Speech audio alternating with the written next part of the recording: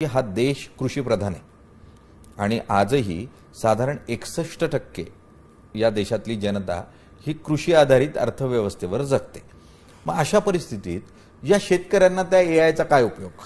आता आपण जर का बघितलं भारताचं स्टॅटिस्टिक्स तर जी मोबाईल पेनिट्रेशन भारताचं आहे ते जगात सगळ्यात जास्त आहे, त्याचं प्रमाण सगळ्यात जास्त आहे।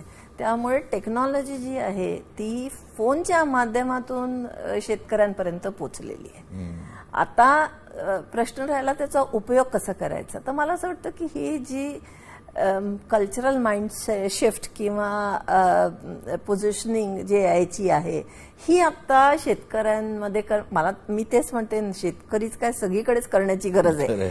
61% शेतकरी आहेत तर त्यांनी याचा उपयोग करून वेदर कंडिशन्स हे आपल्याला त्याच्यातून कळू शकतील। सपोजिंग मातीचं परीक्षण जे आपण करतो तर सॉइल टेस्टिंग एटसेट्रा, तर त्याचा सगळा डेटा जर का त्याच्यामध्ये गेला तर एका शेतकऱ्याला तिथे बसल्या बसल्या कळू शकेल।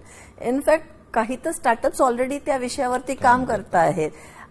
एक स्टार्टअप तसाच होता ज्यांनी एआय वरती काम केलेलं होतं आणि 4 वर्षांपूर्वी तो स्टार्टअप आला होता। त्यांनी या विषयावरती इतकं काम केलं की त्यांनी गेटवेज क्रिएट केला आणि जिथे जिथे त्याचे गेटवे लागले होते त्या गेटवेचा एक उपयोग होता की पाणी टाकणं, म्हणजे रात्री जेव्हा पाणी येतं आणि मोटर सुरू करणं, पण त्याच्याच बरोबर तो डेटा प्रोसेसिंग पण करत होता आणि जेवढ्या शेतांमध्ये तो डेटा होता तो एआय मध्ये तो कन्वर्ट झाला आणि प्रोसेसिंग करून असं त्याच्यातून निष्कर्ष निघाला की कुठल्या प्रकारच्या शेतीला किती पाणी आणि काय क्वांटिटीमध्ये देणं गरजेचं आहे।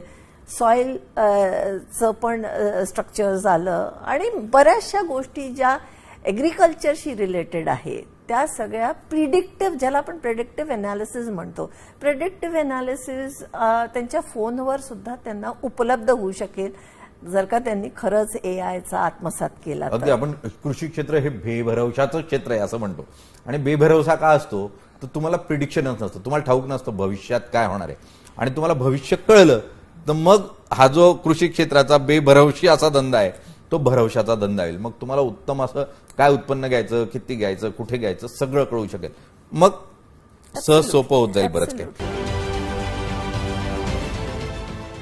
देश विदेशातील प्रत्येक घडामोडींचे लाईव्ह अपडेट मिळवण्यासाठी आता साम टीव्हीच्या सर्व सोशल मीडिया प्लॅटफॉर्मला लाईक, फॉलो आणि सबस्क्राईब करा। तसंच सर्व नोटिफिकेशनसाठी बेल आयकॉन प्रेस करायला विसरू नका।